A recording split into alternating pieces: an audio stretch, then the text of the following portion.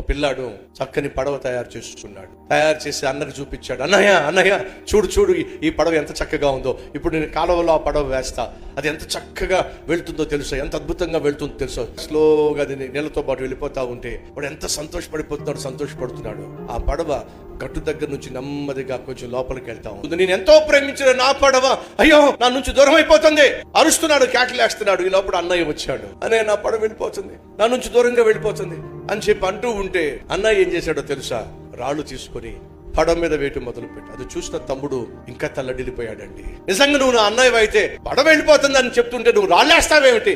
తమ్ముడేమో అపార్థం చేసుకుంటున్నాడు, అరుస్తూనే ఉన్నాడు, కేకలేస్తున్నాడు, తిడుతూనే ఉన్నాడు. ఆ పడవ నీళ్ళల్లోకి వెళ్లకుండా స్లోగా ఒడ్డుకొచ్చేసింది.